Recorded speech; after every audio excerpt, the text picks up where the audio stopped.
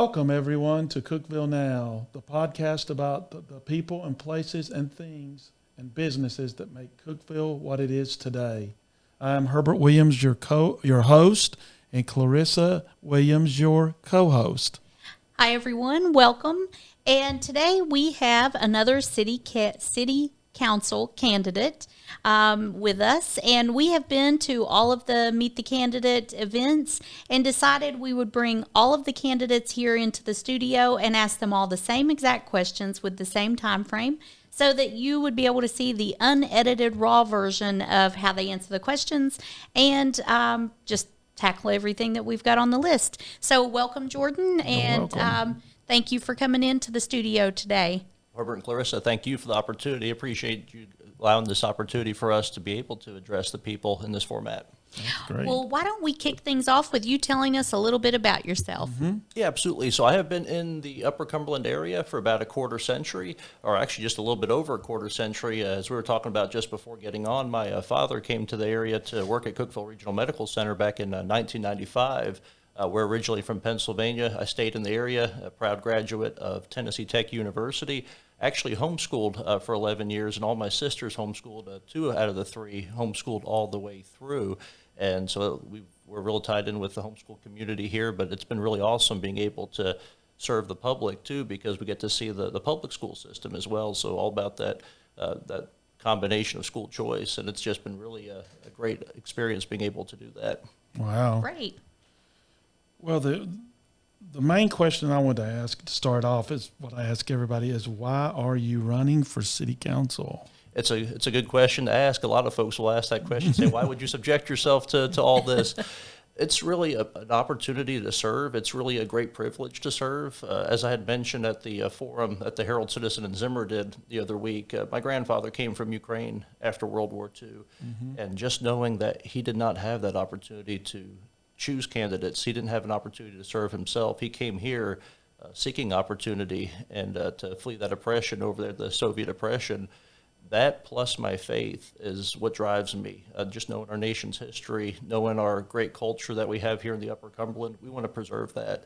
And definitely that's what drives me to run. But also the experience I have. I've been serving on the county commission for the last 8 years, and having that combination. Of course, we know the city and the county has that great partnership that's been going on. We're going to lose experience with Mayor Shelton being term limited, also former Mayor Womack.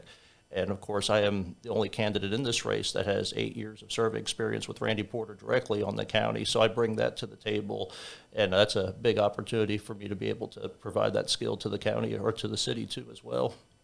Well, let's jump right into some topics. So we put transportation at the top of the list. Anybody you talk to, you'll hear about potholes or road congestion or road patterns. What would you do to help with fixing some of the issues we see today? Yeah, absolutely. That's probably one of the biggest questions, along with some of the other ones we'll be asking. I've seen some of the ones on the list there, and transportation is a key issue that so many people ask about.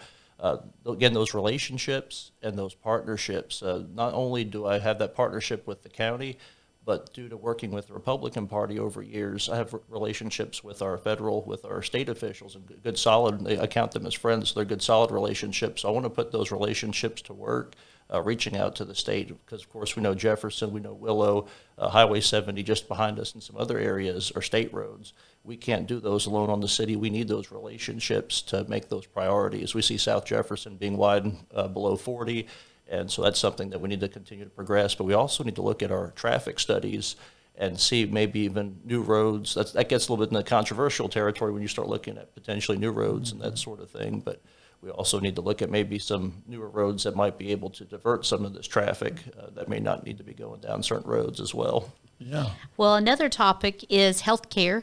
And the city of Cookeville owns Cookeville Regional Medical Center. So it's kind of interesting that the city owns the hospital. And we know over the last couple of years, we've encountered the tornado, the pandemic, staffing issues. So when you think about that and you think about the ownership, how does the city of Cookeville owning the hospital help or hurt, in your opinion? And how does it directly contribute to the tax base? Well, as I mentioned, of course, this was another question I received at the Zimmer and the Herald Citizen Forum. And as I said, I've long been for city ownership of the hospital. I always thought having that local control instead of a large corporation, it's kind of more focused on the community. Probably my first political involvement was back in the mid-'90s when Fort Sanders Hospital in Knoxville was looking at purchasing Cookeville Regional. And I was right there with my dad, my sisters, my mom. We were all there. Trying to preserve local ownership of the hospital. But I think it's important for us to have a strong medical system, and it's important for us to have those conversations. I've actually had some conversations already with citizens. We've knocked on about 2,100 doors since we started the process in May, and had some citizens bring this issue to the table. We need to have those conversations with citizens, with hospital employees, administration, find out what the best path forward, because we know the hospital brings a lot of commerce to our area. A lot of people visit. They spend those hotel, motel tax dollars. That's where your tax impact right now is coming from, is visitors come in to visit loved ones in the hospital from, and not just even visitors from a distance, but also we service people from South Central Kentucky, from areas out to the west going towards Nashville and Knoxville as well. So we need to make sure that we have a strong medical system for our community. We need to have those conversations with individuals in our community about what's the best path forward, what makes for a strong hospital. And especially when you think about the employee base, it's the hospital and it's tech that are two driving institutions. So we need to make sure those institutions are strong. Oh, yes. Well, currently Cookeville is experiencing great growth, and we've got a very robust economy. But if things were to change, here in our business, we call it the what if scenario. So if things were to change and you had to make some cuts, we put 3 examples down and wanted to kind of get your thoughts on this. So if you had to make cuts and you were on the council, would you 1, scale back services, 2, cut staff, or 3, increase taxes? Of course, you don't want to scale back services. You could actually kind of come almost to a combination of factors here. Cutting or raising taxes to me would be the last resort. As I mentioned on the campaign trail, for me, a personal principle in taxes, I've operated this way on 8 years on the county commission, and I also operate this way when I look at candidates for state and federal races as well. But a dollar that any government takes, doesn't matter if it's local or national, but a dollar that any government takes is a dollar less that families have for their dreams, for their homes, for their businesses, their churches. And so anytime you look at taxes, that needs to be a last resort, a tax hike. But with the services, we don't want to scale back. We have services that are continuing to grow, but we can definitely make those more efficient, look for efficiencies. That's why people, the citizens, put the leaders and the servants into these roles, because they're wanting us to look for creative ways to make services more efficient, but also try to find funding that's not always going to be right from the taxpayer dollars. So definitely that would be my first priority, would be looking at how to make services more efficient. You don't want to cut people if you can help it. You don't want to cut services, and you don't want to raise taxes. So try to find some sort of combination of those. And I have been open to tax increase again as a last resort in the past, but that's not something that we want to jump to first off, for sure. Right. Jordan, we all see it, that homelessness is becoming a growing issue here. What would you do, or what would you suggest with the council to try to solve that, to try to solve or correct it, or alleviate it and help? Yeah, absolutely. So this issue we almost have to break down into parts to an extent, because it's easy to look at issues on a face value and say, well, you do this or that. With homelessness, especially with our area, we've got to separate those who are truly homeless, and we have to have compassion. Again, from a faith aspect, definitely we must have that compassion for those individuals who are truly homeless and make sure they're getting the assistance they need. But for those who are panhandlers and those who are out there begging, taking advantage of the situation, for one thing, that can't be tolerated, because when you look at that, I mean, that's almost, it's disgracing those who are truly homeless. And from what I hear from so many people is the true homeless tend to not be public about it. They tend to be embarrassed about their situation. They tend to be in the shadows. Those who are on street corners, from the experience we've been seeing so far, tend to be the panhandlers. And for those, we need to back our law enforcement 100%, back them on what they need to do in order to alleviate the situation. Also, I hear that Lebanon and Murfreesboro have been tackling the situation. Unfortunately, I've been hearing that they're sending some of their panhandlers this way. And we don't want to do that. We don't want to push the problem off to somebody else, but maybe we can learn some from those cities about what they're doing to tackle their situations. But here again, for our panhandlers, back up the law enforcement. For those who are truly homeless, we have a great community here of nonprofits, of churches, And when you go to the churches, God gets the glory for any service that's done, for whether it's maybe homeless mothers, maybe it's homeless children. We don't want to have any homeless children in our streets, definitely not. We don't want any homeless mothers either as well, or really anybody homeless veterans. We don't like that situation at all. It's not something that we will I guess you could say, tolerate, but definitely want to back up our, of course, we think about Officer Duclair over at the Cookeville Police Department. He has the Cookeville Human Fund. The city needs to promote that as much as possible, and again, promote our churches for that solution. Yes, I agree. So we've been experiencing great growth and continuous improvements throughout the city. And with that, infrastructure and growth go hand in hand. The residents are excited about the opportunities, but how do you manage that and counterbalance that without stifling the growth, but protecting the small town charm that we have? Yeah, absolutely. Like you've been saying, this growth is awesome for families, for those young folks come into tech. They can stay here. They can raise a family here. It's a place where you can not just grow up, but you can go to school. You can work and play and go to church and do all things throughout your life here. That's a good thing to have these opportunities come in here. It also provides for a tax base. But at the same time, I know there's a lot of concern with the growth, as you've been saying, because people are worried about our culture changing. We need to hold our culture. We're a magnet for so many people for a reason. And so we want to maintain that. And I think the faith aspect that we have in our community is that we need to stand strong on our faith and not be ashamed of that. But also, too, we need to make sure that we're holding those values, that hospitality that we're so well known for. We see it after the tornado. It's amazing. You look down at the Hobby Lobby parking lot, the old Hobby Lobby parking lot where Gabe's is now. That parking lot was full after the tornado. People come in to volunteer, and of course people came from out of the area afterward, but people stepped up that night. You hear about stories of just heroism coming up that night where people were going to maybe not even folks they knew before, but pulling them out of their houses and everything. So that's what this community is about. We need to maintain that and not get into a spirit of divisiveness, but rather a spirit of unity, and make sure that we're focused on that as we grow. Right. That's right. And talking about that faith-based, Herbert and I, when we started our company 7 or 8 years ago, we wanted to make sure we were staying on tact with, or on point with anything that we could build upon Christian foundation, and thinking about integrity and honesty and how that you would really want people to portray your business or see you in that light.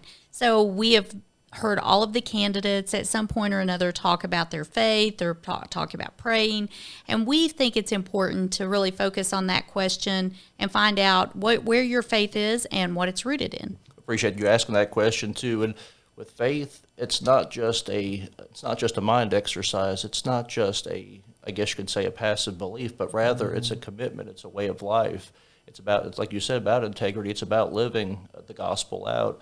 And my faith is rooted in the Lord and Savior Jesus Christ. I'm not ashamed to say that, and I actually do a lot of preaching as well, so that helps me to really kind of focus in on those things. Been blessed. I don't have a pulpit, I guess I could say, of my own that I go to on a regular basis, but there's a lot of smaller congregations in the Upper Cumberland area, about 20, 30 folks who don't have the resources to pay a full-time preacher, and I've been blessed to go to about almost 30. I think it's been since my high school days when I started going to church in Monterey.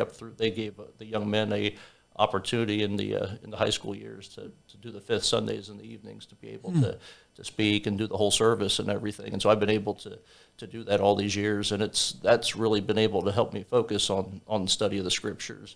But faith, again, is a very important part of my life. It's an important part of my family's life as well, to my wife. And a lot of our service is rooted in what we do at the church, and also with other activities too as well. But just again, it's about a commitment. It's about a walk of life. It's not about being a Sunday Christian, but rather being a Christian also 7 days of the week and 366 days a year if it's a leap year. And so that's I think where we need to get to. More culture has gone more towards a cultural Christianity, but we need to focus more back on that relationship with Christ, where we're obeying His word, we're following His commandments, and when we're doing that, I think it enriches our lives, but also makes our communities and makes our nation stronger too as well. I agree. Yes. Well, we're going to take a short break, and we'll be right back. We put your company in front of the right audience. Our services include website creation, search engine optimization, search engine management, social media management, geofencing, video production, podcasts, and more. We can help you get found easy and affordable.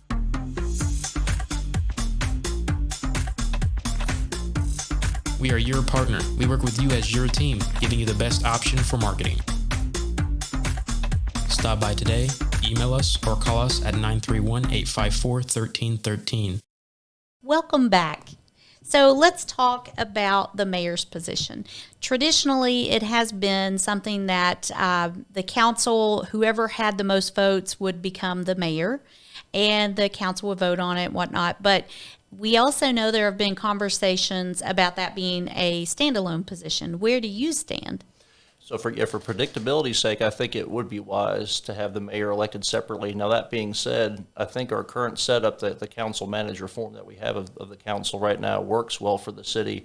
I don't like the idea of someone that runs the city services, whether it's solid waste, whether it's the electric department, gas department, water, and those other necessary utilities. I don't like someone running those being of a political fashion. You hear about issues with that in other cities where the mayor runs everything, but for the sake of the operation of the city going forward, I do think maybe having the mayor, maybe a lot of the duties maybe being similar, maybe add a few duties, but yeah, absolutely, I think it would be wise to have that as a set apart role that you could vote on, so that way you have some predictability instead of, like in this case, we have 11 candidates.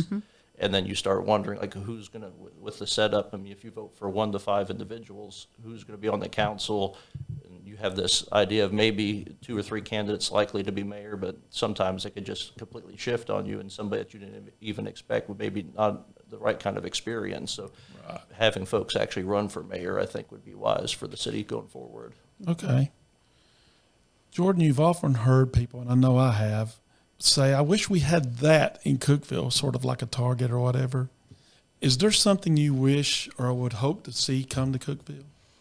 I'll probably be unique in my answer because we may not be there in the market yet, and it's probably passed us by culturally, but I've always, even since I was young, I've always thought about an enclosed shopping center. Of course, people would say, well, we had that here. We had Penny's down there in that small mall. I'm thinking of something more of like a Rivergate size of Nashville or something of that nature, something a little bit larger. Actually, when I was younger, when I was in elementary and middle school, I started formulating what I wanted to do with my career.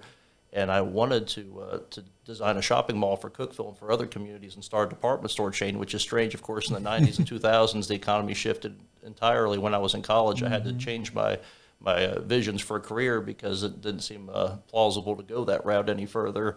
But definitely, if we can find a place in the market, there are still some enclosed shopping centers doing well in other cities. Depends on what kind of mix they have, but that would be awesome to have in our community. And another unique thing that probably we're not ready for here yet is like a professional ultimate frisbee team. I've always enjoyed ultimate frisbee, and I always thought it'd be cool to have a professional team here. But both of those options are probably usually you'll hear about Target, you'll hear Home Depot, you'll hear about maybe a family fun center, which would be awesome for our community if we had some place that combine roller skating and bowling and some of those other things where our children can have a place to go. In that case, families can go to have fun. But the shopping mall and ultimate frisbee team would probably be something that comes to mind. Sounds fun. Yeah. Let me ask you, what does your family think about you running for city council? They are behind the campaign 100%. And actually, it's an interesting time to ask that question. This afternoon, I've been down in Chattanooga. My wife's cousin, her daughter just had a 2-year-old birthday party. And my wife was encouraging me saying, we have to go. You have to get back to do the podcast. And so she was actually encouraging me to come back a little bit quicker. We were there for a few hours down in Chattanooga this afternoon. But my wife's been behind me fully. And then also my parents, like I said, we knocked on about 2,100 doors. Mom has probably knocked on about half of those. We've knocked on those doors and the heat advisories, rain. My mom texted me one day when I was at work, and she said, I got hit by that shower, but she said, I'm still out here knocking. I said, well, you need to find shelter somewhere there. Dad's been helping me a lot with signage, with all the signs we've been putting up around town. It's typically been Dad and I that's been up there, putting those up there. So, and then my sisters, I've got sisters scattered around. One still lives in Putnam County, but one lives closer to Murfreesboro, and another up in Minnesota. And they're sharing social media posts that I put up and that sort of thing too. So that, it's a whole family effort. That's great. As this goes. Yeah, that's great. Yeah. We met your mom. She's a nice lady. I appreciate that. Thank you. Very, very blessed growing up. That's for sure. Welcome. Well, we know we are blessed to be in Cookeville and have so many great things. Our son went to Vol State, and he's also going to Tennessee Tech. So we have great education opportunities. We have friends that have gone to the trade schools. We've got great restaurants, great shopping, all kinds of good things, and also great events. One of the ones that we look forward to every year is the Red, White, and Boom Festival. So there's a lot of different things that make Cookeville what it is today. And if you were to give one answer that would define that, what would it be? For those places to go. It could be a destination, an event, a restaurant, anything of that nature. What is Cookeville to you? For a destination, Tennessee Tech, I'm a I guess you could say a loyal and patriotic Tech alum, and I'm still a member of the fitness center there. I enjoy going to basketball and football events. They're actually still announced for their volleyball team over there at Tech as well, too. That's great. Tech's a place, as far as a destination, I love to go. As far as restaurants, I love a lot of our small businesses that we have here. It's hard to really pick a restaurant. There's so many good ones, but then also, too, some of the chains like Chick-fil-A, where I used to work at, and Texas Roadhouse, having some of those here are favorites of my wife and I there. And then as far as events go, Red, White, and Boom, and it's hard to pick one of those two, but Red, White, and Boom and Fall Fun Fest are both two great events that we enjoy going to as well. Yeah, that's awesome. So what is some question, when you're thinking back to all the Meet the Candidate things thus far, what is a question you wish someone would have asked you? You've probably already asked it already about the faith aspect. That's Okay. not something that we hear too often when we go on the campaign. A lot of folks want to separate politics from the faith aspect. Right. As we're talking about with faith. Which is a shame. It is a shame. It is, because as we were saying earlier, it's a commitment, and it shapes your worldview. So if you're going to be serving the public, you want to know what individuals stand, where they stand on faith, and how it shapes their lives, because you can't separate the two. So as far as that goes, you've already asked that question. But there probably another question that we would probably like to see a little bit more of is, what kind of visions for the economy going forward would you envision? And there's definitely some things with the high tech and robotics. Cookeville can be a great hub for the high techs and robotics. Even the space industries, with Huntsville being so close, and Right. Oak Ridge, Nashville with the healthcare hub. And a great university. And a great university. So we're right in the middle of all that. So Chamber's doing a great job in recruiting industries, but as a community, we definitely need to be setting the groundwork now. I know there's several companies out there locally that are in the high-tech field, and they're interested in that field about how to make this a hub for robotics in those industries. As they become dominant industries, they're becoming that already, but they'll become even more dominant as we go towards, autonomous vehicles route and some of these other technologies we're looking at. And then also, we'd like to be asked a little bit more about not just the road transportation, but how do we make Cookeville more efficient for bicyclists? How do we maybe even try to bring rail transportation back up here again, too? I've heard several people suggest bringing the rails back, and I've got experience with that, driving to Nashville for 10 months, as many of our citizens have done. We've driven to Nashville or Knoxville for work, and if we can get some rail service back up here, I know it's going to be awesome if we can get the passenger air service down here at the airport. That's going to be huge for our area. Yes. But also looking at the rails, if we can do something with that too as well, that would be awesome as well. Great question. Great answers. One of the things that I always ask, I've asked all of the candidates, not on the list, but it's about Putnam County's voter turnout. So I personally think that our country is headed in the wrong direction right now, other than I am pro-life 100%. Yeah. So I've been happy about that decision. But if you look at the cost of gas or the inflation or supply chain issues or anything else, I think it's going in the wrong direction. But our vote can make a difference. And when we look at voter turnout for Putnam County, it's always very low. So what would you say to people to encourage them to vote? Well, it makes a big difference. I know everybody's focused on the presidential race, maybe even governors or Congress to an extent, but what really makes a difference in people's lives and families' lives is what happens on the local level. When you think about our school boards, when you think about our county commissions, for instance, and turnout was extremely low back in May for all these different county commission and even the judicial primaries back in May. And the turnout right now is, I've been watching the numbers come through, the turnout's the lowest probably we've seen for early voting, maybe this not just this decade, but maybe so far since even the year 2000. It's amazing how low, because 2010 would have been the year that we looked at for low turnout, going back maybe about 20 years or so, and we're even probably about half of that. Right now, we're already halfway through early voting, so I don't know if people are waiting until last week or if they're waiting until Election Day, but definitely it matters who leads. It matters who's in these city councils and the judicial elections and everything else as well. So we need to make sure we're getting our focus back on the local matters and making sure that we know who's serving in these local offices, and just know how it affects, like you said, your pocketbook with the gas prices. We can't affect that on the local level, but Yes. but the inflation, the taxes that we're looking at, the other issues that how do we spend our local money, and how is that affecting folks, even especially when it comes to fixed income. I think about them since I'm working in financial services, and we watch those people come in and they're waiting on the Social Security checks, and maybe for some families, $100 a month may not be a big hit, but for a lot of our families in this county, 10, 20, 30 bucks a month, or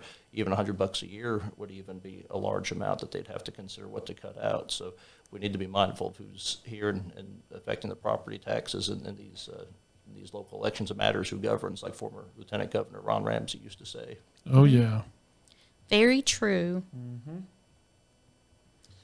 If you could give your younger self advice, what would it be?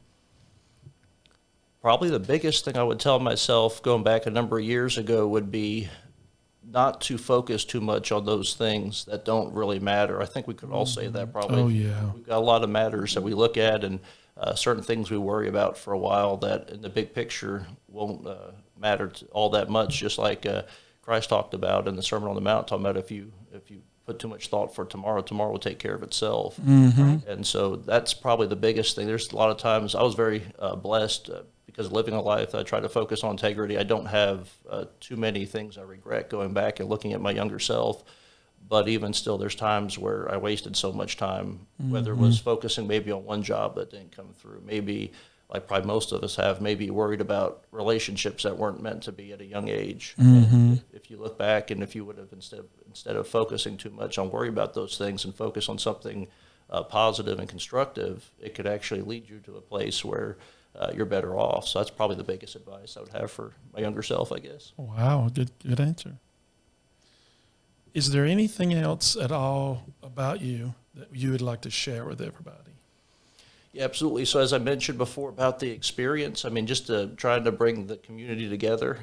We want to be a seamless city. As we mentioned a moment ago, after we came together, that tornado, that's what Cookeville's about. That's our culture. That's our climate. And we want to be a seamless city. Folks, I've been talking about that the last few weeks as we've been going out in the campaign trail. Folks are like, what's a seamless city? Former mayor of St. Petersburg, Florida, Rick Baker, had talked a lot about this. He actually has a book written about this. It's a city where you don't have areas where you say, well, don't go there. It's a dangerous area. And we want to make sure that all the resources get evenly distributed as much as possible to all the neighborhoods of the city, all the different areas. Make sure that no area is left out. Of course, it's not a socialist aspect, but it's one rather of fairness, and definitely something that we want to look at, making sure that we don't have a huge issue with Cookeville at this time of saying we'll stay away from that neighborhood or this and that, but we don't want to get that way. There's always room for improvement, and so definitely we want to be a united, seamless city.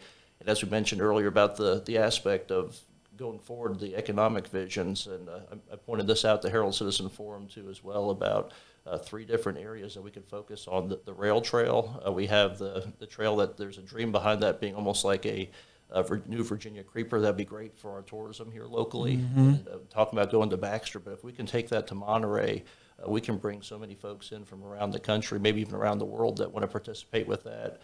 Again, the rail service to Nashville, if we can look at opportunities to do that, and then also being a high-tech hub, those things are aspects, too, that we definitely want to look at going forward as well. That sounds great. Well, I've got 3 last questions, and we work with a lot of millennials, Gen Z, and we said, hey, if you were going to ask the city council candidates something, what would it be? So these are more of a personable type approach. Yeah. So the first question, are you a gamer? More so when it comes to, I guess, athletics outside, but not as much with video games. I have enjoyed some video games from time to time in the past, but I'm not a, I guess you could say, a loyal gamer would be the best way to put that. Okay. And if you were going to choose to either go out to eat or stay in, what would you choose? I eat out probably way too much. Spend a lot of money eating out for sure, especially because I work right near Restaurant Row, so it's hard, hard not to take in those restaurants down there on a regular basis. Yeah. And the last question, if you were choosing a dessert and you had the option of cake, pie, or cobbler, what would it be? Pie would probably be the first option on there. Well, thank you so Yeah, much for thank coming you. in today. We appreciate it. Thank you. Appreciate the opportunity again. Thank you. Thanks everybody for watching. And I also wanted to share that Cookeville Now will be at the Bizapalooza this coming Tuesday. If y'all want to stop by and see us at our booth location, we will be interviewing people there also on location. So visit the Bizapalooza through the Chamber of Commerce in the Leslie Town Center, and we'll see you there. Thank you. Thanks, everyone. Thank you.